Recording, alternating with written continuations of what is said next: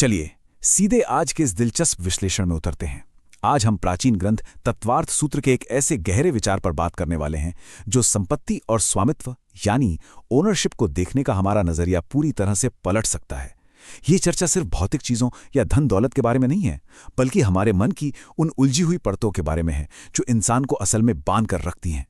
जरा इस बात पर गौर कीजिए, ऐसा कैसे हो सकता है कि एक राजा जिसके पास अपार संपत्ति हो, पूरी दुनिया का खजाना हो, वो पूरी तरह से विरक्त या अनासक्त हो सकता है, और वहीं दूसरी ओर एक भिखारी जिसके पास शायद एक फूटी कौड़ी भी ना हो, वो अपने उस छोटे से फटे पुराने खजाने के बोझ तले पूरी तरह से दबा हुआ महसूस कर सकता है ना अजीब? यह एक ऐसा सवाल है जो सदियों से बड़े बड़े विचारकों को उलझाता रहा है। तो फिर अमीरी या गरीबी का ये असली पैमाना आखिर है क्या? आइए इसे थोड़ा गहराई से समझते हैं। भाग 1 मूर्छा ही परिग्रह है। इस पूरी फिलॉसफी को समझने के लिए सबसे पहले हमें अपने मन से कुछ बहुत ही बुनियादी गलतफहमियों को बाहर निकालना होगा। तत्वार्थ सूत्र के 7वें अध्याय का 17वां सूत्र एक बहुत ही कमाल की बात कहता है, मूर्छा परिग्रह। इसका सीधा सा मतलब है कि मूर्छा ही परिग्रह है। मतलब पोजेशन या सच्चा परिग्रह वो भौतिक वस्तु बिल्कुल नहीं है जो आपके पास रखी है, बल्कि परिग्रह का असली अर्थ है उस वस्तु के प्रति आपका गहरा मनोवैज्ञानिक लगाव और ये भ्रम कि हां ये मेरा है। इसे ऐसे समझिए, अगर एक खाली कमरा है तो वो परिग्रह नहीं है, लेकिन अगर उस कमरे की दीवारों से आपका अहंकार जुड़ जाए तो वो तुरंत परिग्रह बन जाता है। वस्तुएं हमें नहीं बांधती, उनके प्रति हमारी मूर्छा हमें बांधती है। भाग 2 परिग्रह के 2 मुख्य प्रकार। अब देखिए, प्राचीन ग्रंथों ने मानव मन की इन आसक्तियों को कितनी बारीकी से बांटा है। इसे समझने के लिए उन्होंने इसे 2 मुख्य हिस्सों में रखा है। एक है अंतरंग यानी हमारे भीतर का परिग्रह, जो 14 तरह का होता है, जैसे क्रोध, मान, माया, लोभ और सबसे खतरनाक मिथ्यात्व। दूसरी तरफ है बहिरंग यानी बाहरी परिग्रह, जो 10 प्रकार के होते हैं, जैसे जमीन, सोना, गाड़ियां वगैरह। अब यहां सबसे अहम बात क्या है? वो ये कि आपके भीतरी परिग्रही हमेशा आपके बाहरी परिग्रह को कंट्रोल करते हैं। मिथ्यात्व यानी जो चीज अपनी है ही नहीं उसे अपना मान लेना, यही सारी आसक्तियों की जड़ है।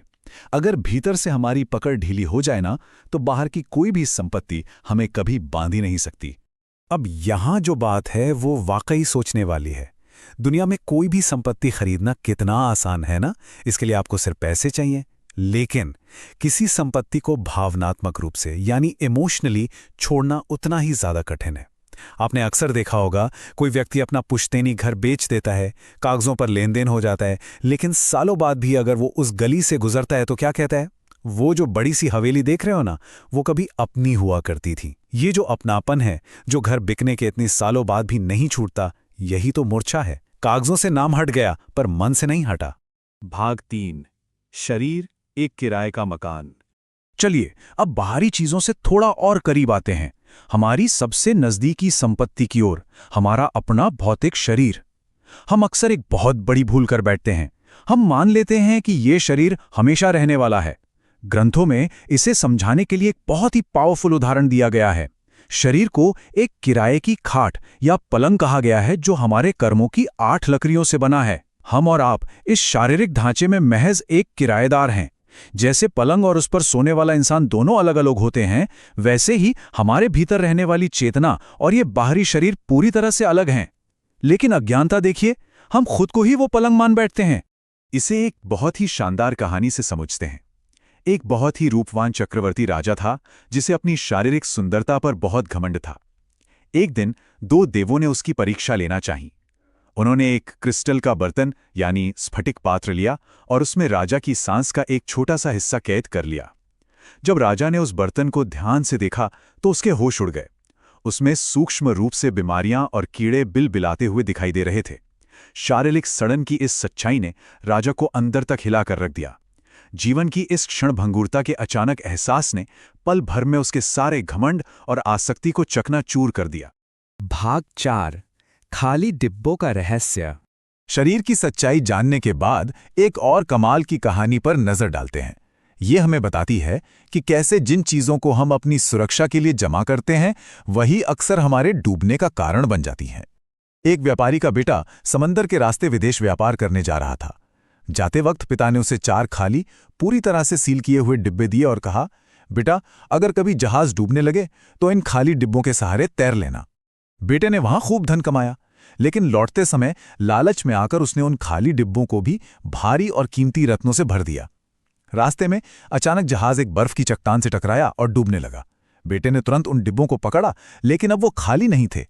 वे इतने भारी हो चुके थे कि वो खुद तो डूबे ही, साथ में उस व्यापारी के बेटे को भी अपने साथ समंदर की गहराइयां में खींच ले गए। और ये कहानी हमें क्या सिखाती है? बड़ा सीधा सा फलसफा है। खालीपन ही आपको तैरने में मदद करता है। वे डिब्बे जब तक खाली थे, जीवन रक्षक थे, लेकिन जैसे ही वे लालच और आसक्ति से भर गए, वे मौत का कारण बन गए। इस दुनिया रूपी अशांत महासागर में हमारे आध्यात्मिक नियम और हमारी अनासक्ति यानी डिटैचमेंट ही वे खाली बर्तन हैं जो हमें डूबने से बचाते हैं। याद रखिए, भारी मन और चीजों का बोझ हमेशा नीचे की ओर ही खींचता है। भाग 5 मम्मड़ सेठ की अंतहीन प्यास। अगर आपको लगता है कि बाहर से दिखने वाली गरीबी का मतलब भीतर की शांति है, तो मम्मड़ सेठ की कहानी आपको जरूर सुननी चाहिए। ये एक ऐसा बूढ़ा आदमी था जो अंधेरी रातों में पागलों की तरह जंगल में लकड़ियां बीनता था। उसे देखकर ऐसा लगता था मानो उसके पास खाने को एक निवाला तक ना हो। एक बार राजा श्रेणिक को उस पर दया आ गई और उन्होंने अपनी शाही बैलशाला से उसे शानदार बैल देना चाहा। लेकिन मम्मड़ सेठ ने क्या कहा? उसने कहा कि महाराज, आपके पास मेरे बैल के मुकाबले का कोई बैल है ही नहीं। राजा हैरान रह गया। जब राजा ने गुपचुप तरीके से सेठ का तहखाना देखा तो उसकी आंखें फटी रह गईं। वो पूरा तहखाना असली हीरे पन्नों से जड़े पशुओं की मूर्तियों से भरा पड़ा था। वो बूढ़ा आदमी सिर्फ एक अधूरी जोड़ी को पूरा करने के लिए दिन रात वो अंधी मेहनत कर रहा था। तो अब सोचिए, इतनी अपार गुप्त संपत्ति होने के बावजूद मम्मड़ सेठ को कितनी शांति मिली? जवाब है बिल्कुल शून्य, 0। क्योंकि इच्छाओं की कोई सीमा नहीं होती। ये एक अथाह कुआं है। दुनिया की कोई भी भौतिक चीज उस खालीपन को नहीं भर सकती। इस अंधी दौड़ का आखिरी नतीजा सिर्फ और सिर्फ शून्य ही होता है। भाग 6 सच्ची शांति का मार्ग। अब सवाल ये उठता है कि अगर स्थिति ऐसी है तो इस अंतहीन लूप से बाहर निकलने का रास्ता क्या है? चलिए एक बहुत ही शानदार प्रसंग देखते हैं। एक बार महान विद्वान वर्णी जी एक नाव से नदी पार कर रहे थे। उनके पास पैसे नहीं थे तो नाविक ने उन्हें मुफ्त में पार करा दिया। लेकिन जाते जाते नाविक ने ताना मारते हुए कहा, अगर पैसे बचाते नहीं तो पार कैसे होते? इस पर वर्णी जी ने मुस्कुराकर एक बहुत ही गहरी बात कही।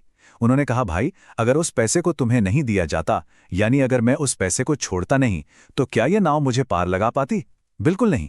कहने का मतलब है कि जीवन में प्रोग्रेस या प्रगति तभी होती है जब हम अपनी मुट्ठी खोलकर उस चीज को छोड़ने की हिम्मत जुटाते हैं जिसे हमने कसकर पकड़ा हुआ है।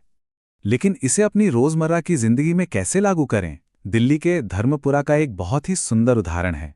वहां एक पंचायती मंदिर है जिसे दरअसल एक अकेले व्यक्ति ने अपने पैसों से बनवाया था। लेकिन जानते हैं उसने क्या किया? उसने मंदिर की सीढ़ियां बनवाने के लिए जानबूझकर पूरे समाज से चंदा मांगा। क्यों? सिर्फ इसलिए ताकि वो कभी उस मंदिर को मेरा मंदिर कहकर अपने भीतर अहंकार ना पाल सके। इसीलिए आज भी वो पंचायती मंदिर कहलाता है। सच्ची विरक्ति का मतलब यही है, आप समाज के लिए बड़े से बड़ा निर्माण करें, लेकिन उस पर से अपना स्वामित्व तुरंत छोड़ दें। यहां तक कि दान दी गई चीजों पर अपना नाम गुदवाने के उस छोटे से मुंह से भी खुद को बचा लें। ये बात हमें हमेशा याद रखनी चाहिए कि सच्चा धर्म और मन की सच्ची शांति पूरी तरह से हमारे भीतर निवास करती है। आप बाहर कितना सामान इकट्ठा कर रहे हैं, इससे शांति का कोई लेना देना नहीं है। ये संसार के शोर शराबे और चीजों की होड़ से बिल्कुल अलग एक बहुत ही शांत आंतरिक अवस्था है। तो चलिए आज के इस विश्लेषण को एक सवाल के साथ खत्म करते हैं। जरा सोचिए, वर्तमान में ऐसा कौन सा अदृश्य बोझ है जिसे आप ढो रहे हैं? वे कौन सी चीजें, रिश्ते या पद हैं जिन्हें आपने मानसिक रूप से अपना मान लिया है और जो अब आपके मन को भारी कर रहे हैं? जिस दिन हम ये समझ लेंगे कि ये दुनिया सिर्फ एक किराए का मकान है, शायद उस दिन उन बोझों को उतारना हमारे लिए थोड़ा आसान हो जाएगा। इसी विचार के साथ आज के इस चर्चा को यहीं विराम देते हैं। हमारे साथ इस वैचारिक यात्रा में शामिल होने के लिए आपका बहुत बहुत धन्यवाद।